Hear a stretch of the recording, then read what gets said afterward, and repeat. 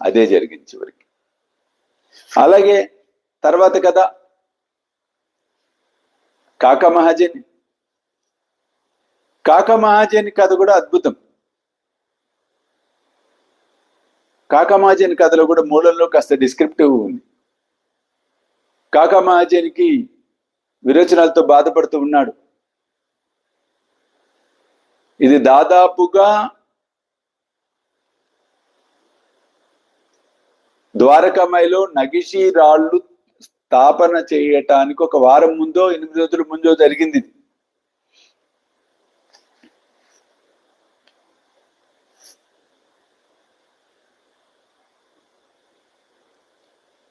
ఇతనికేమో విరోచనాలు అవుతున్నాయి. చెవు పట్టుకొని ఎక్కడో పక్కన పెట్టాడు. అతను చీకట్లో ముందే పెట్టుకున్నాడు. ఒకవేళ పని జరిగేటప్పుడు ఏమైనా ఇబ్బంది అయితే బయటికి పోవటం అనుకుంటుంది కదా. అలా రోజు జరుగుతోంది. ఇంకా నగిషిరాల్లో తాపన సమయం వచ్చింది. అందరు హడావుడిగా ఉన్నప్పుడు బాబా ఒక్కసారిగా, అంటే అక్కడ తాపన చేయటానికి రథం ఉన్న చోట గుణపంతో కొట్టారట, అంటే తవ్వుతున్నారు.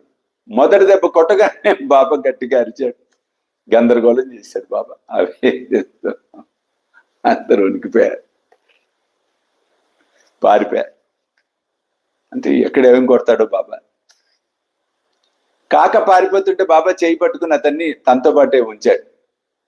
ఒక భక్తుడు పల్లిపప్పులు శనగపప్పులు తింటూ పని చేద్దామని నడుముకి శనగపప్పు సంచి కట్టుకుంటే ఆడవాళ్ళు సంచి కింద పడిపోయింది. ఆ వేరుశనగపప్పు సంచిని బాబా తీసుకొని పొట్టు వలిచి కాకా మహాజన్తో తినిపించాడు. విరోచనాల మీద వేరుశనగపప్పు తింటే ఎట్లా అండి, ఇంకెక్కువ.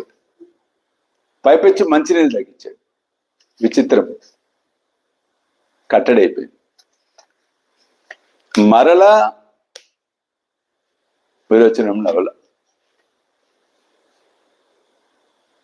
అంటే ఎంత గొప్ప అనుభవమో చూడండి. ఆయనకు తెలుసు భక్తుల కష్టాలు, ఎందుకంటే భక్తుల కష్టాలు తన కష్టాలుగా భావం చేసేవాడు సమర్థ సద్గురువైన సాయి. ఆ విధంగా కాకా మహాజన్ కథలో కూడా ఆయన అనారోగ్యాన్ని, ఆ ఇబ్బందిని తొలగించి వేశాడు.